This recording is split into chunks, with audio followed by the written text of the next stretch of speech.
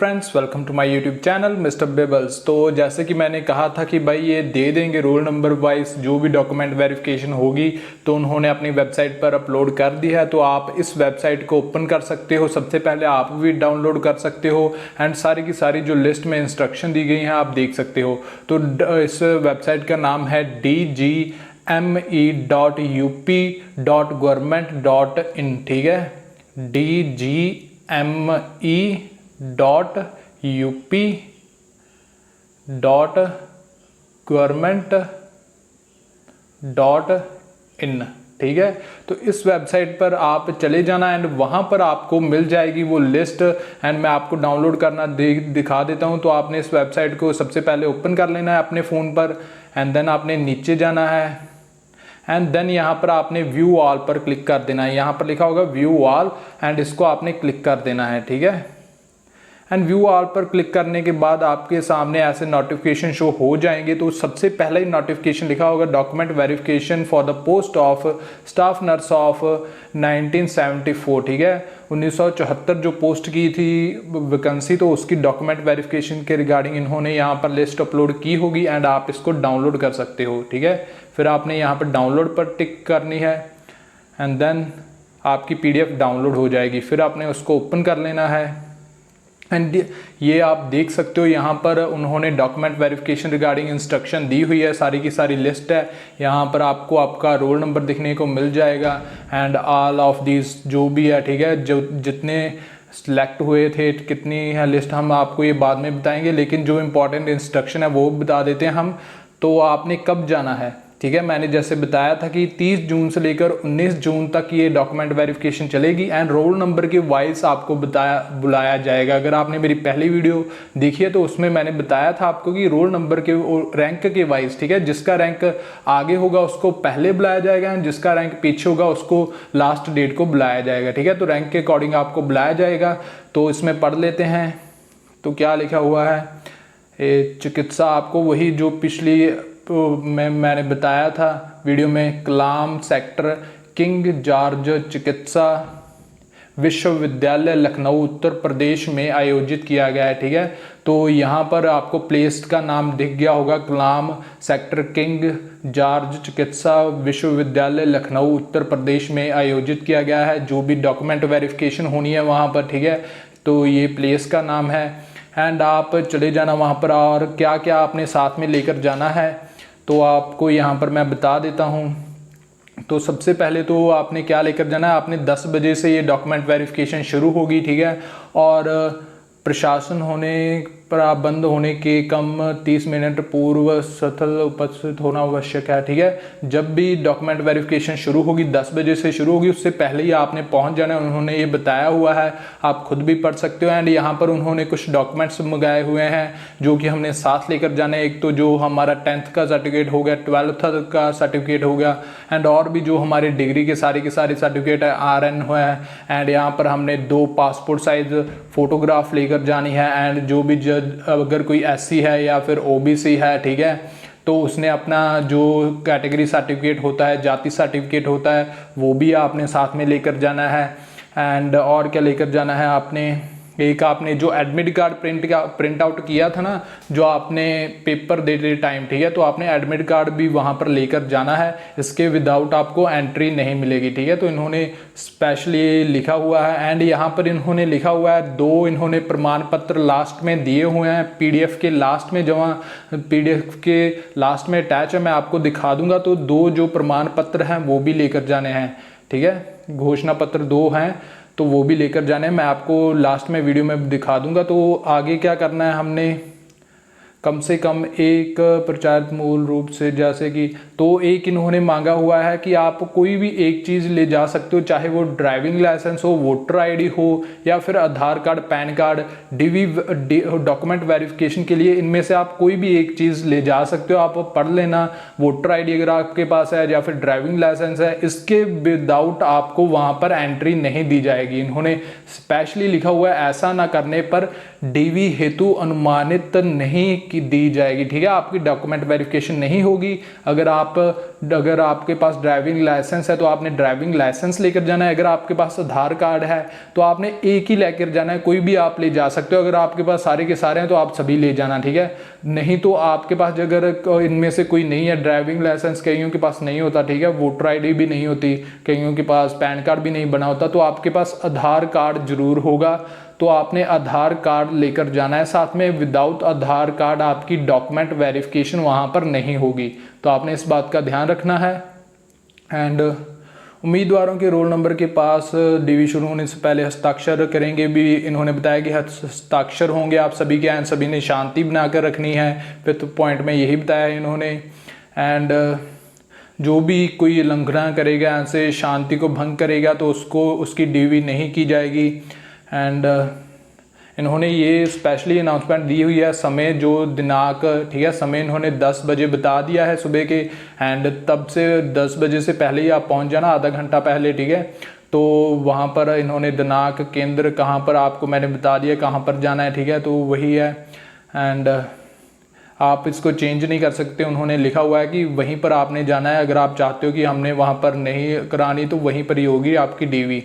And then उक्त भर्ती चयन DV मात्र शैक्षिक आधारित प्रमाणों की जांच हाल में केवल, एंड हाल में जो जहाँ पर डॉक्यूमेंट वेरिफिकेशन होगा वहाँ पर सिर्फ और सिर्फ आप ही जा सकते हो, कैंडिडेट ही जा सकता है, उसके कोई भी रिश्तेदार कोई नहीं एंटर हो सकता, ठीक है। एंड काउंसलिंग, तो काउंसलिंग का एक स्पेशल टाइम होगा, वो वहाँ पर जितने टाइम में होगी तो वो करेंगे। एंड और तो इसमें कुछ ज़्यादा नहीं लिखा हुआ, बाकी आप देख लेना एक बार अच्छे से। आपको मैंने PDF डाउनलोड करनी सिखा दिया। तो यहाँ पर एक कुछ लिखा हुआ है, एक पदों की कुछ संख्या घट भी सकती है, जो कि पोस्ट हैं, ठीक है। पोस्ट की संख्या घट भी सकती है एंड बढ़ भी सकती है, ठीक है। पदों की संख्या घट भी सकती है एंड बढ़ भी सकती है। एंड यात्रा के कुछ कैंडिडेट्स मुझे कमेंट करते हैं कि भाई हम जब डॉक्यूमेंट वेरिफिकेशन करने जाते हैं या फिर हम पेपर देने जाते हैं, क्या हमें जो OBC का ऐसे सर्टिफिकेट है या फिर SC का सर्टिफिकेट है उसके लिए हमें कुछ रिलीफ मिलेगा, या फिर हमारा जो खर्च होता है रास्ते पर वो हमें माफ़ किया जाएगा। तो उन्होंने कहा हुआ है कि आप हमें स्वयं ही भरना होगा, कोई हमें खर्च वो देने नहीं वाले, ठीक है। तो ये भी इन्होंने लाइन ऐड की हुई है। एंड तो यही इन्होंने जो बेसिक इन्फॉर्मेशन मैंने बता दी। जो यहाँ पर डॉक्यूमेंट वेरिफिकेशन के लिए डॉक्यूमेंट चाहिए वो आपसे अच्छे से देख लेना।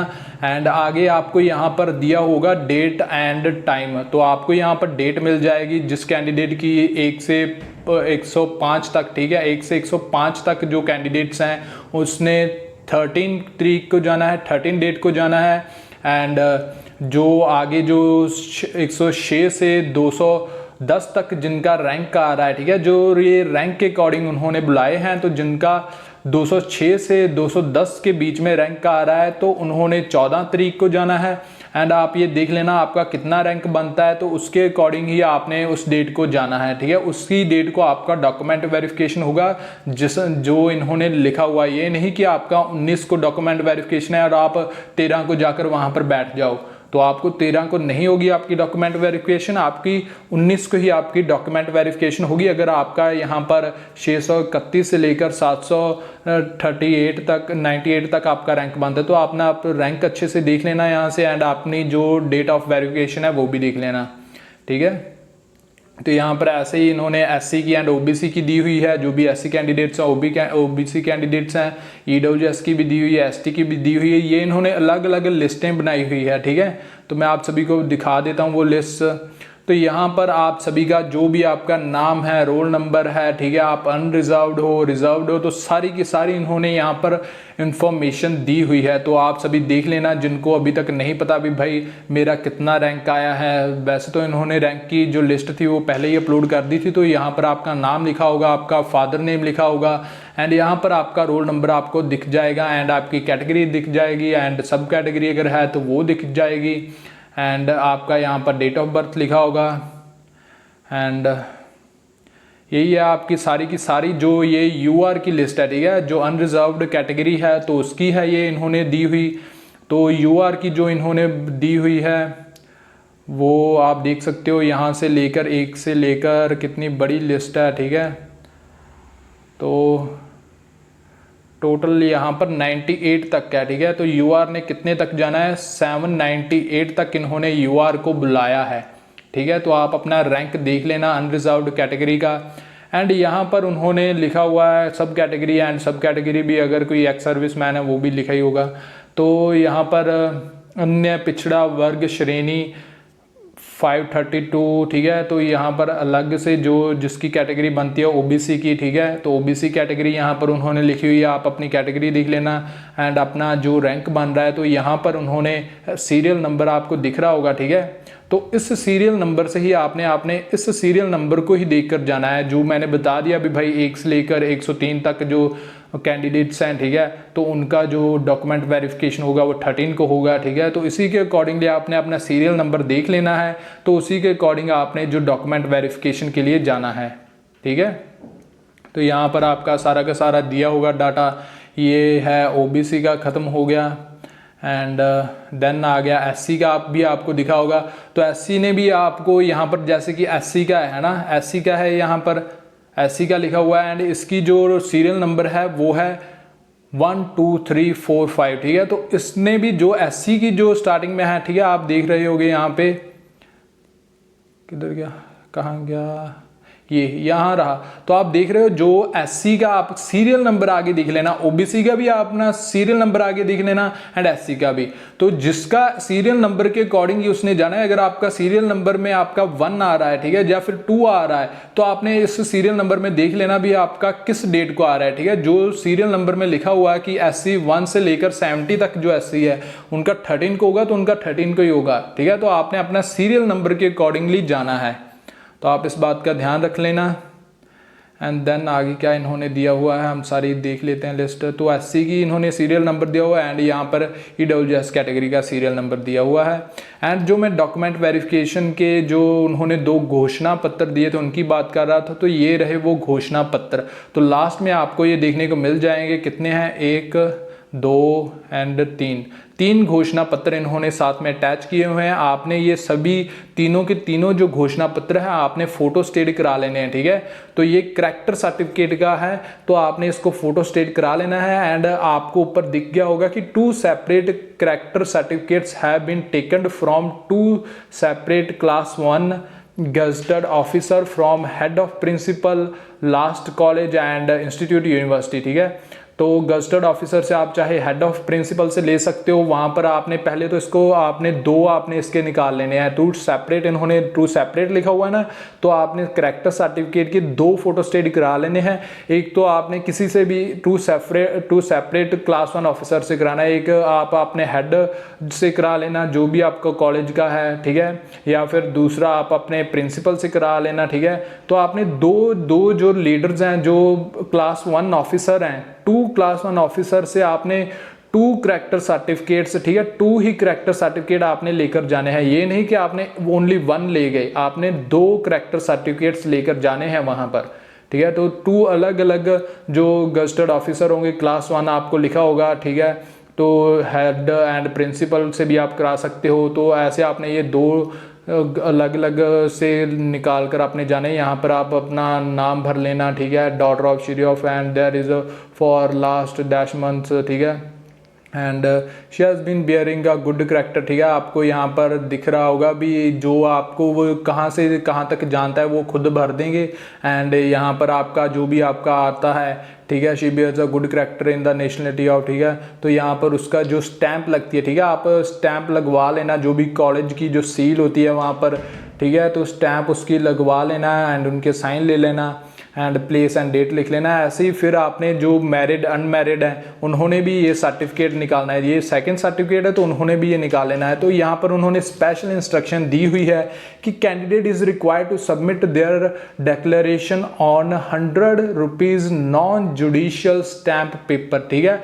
तो आपने 100 रुपीज़ का एक नॉन जुडिशियल स्टैंप पेपर आपको किसी भी आप जो आपका सुविधा सेंटर है, ठीक है, आपको वहाँ से मिल जाएगा, या फिर आपको किसी कोर्ट आपके नज़दीक है तो वहाँ पर पर वो वकील जो होते हैं, ठीक है, तो आपको दे देंगे।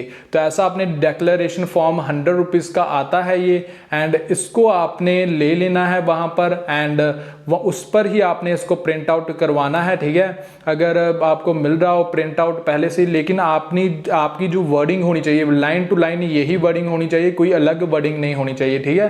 तो यही वर्डिंग होनी चाहिए। अगर आपको यहाँ पर दिख रहा होगा कि नॉन जुडिशियल स्टैम्प पेपर पर आपने ये जो है वर्डिंग वो राइट आउट करानी है, ठीक है।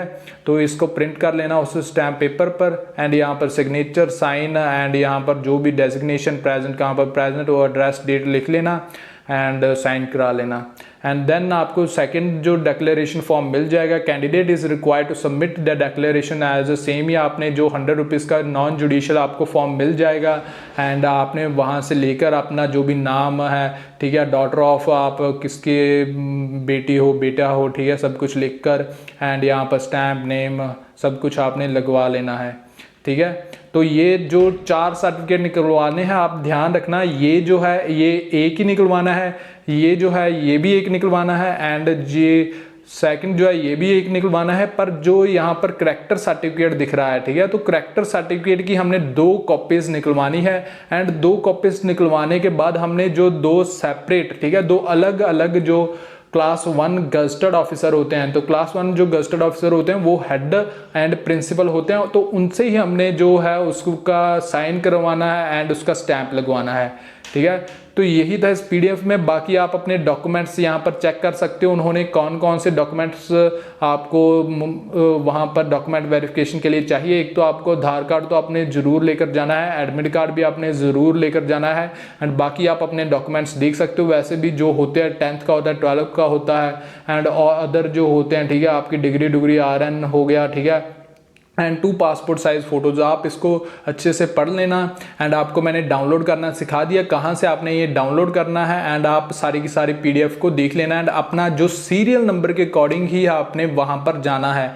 ये नहीं कि आप पहले पहुंच जाओ, ठीक है। जो सीरियल नंबर है आपको आगे दिख गया होगा, आपके नाम के आगे लिखा होगा सीरियल नंबर, एंड उसी के अकॉर्डिंग, जैसे कि यहाँ पर उनका लिखा हुआ है सीरियल नंबर, एंड उसी के अकॉर्डिंग जो डेट मैच कर रही है आपने डेट पर उस पर जाना है।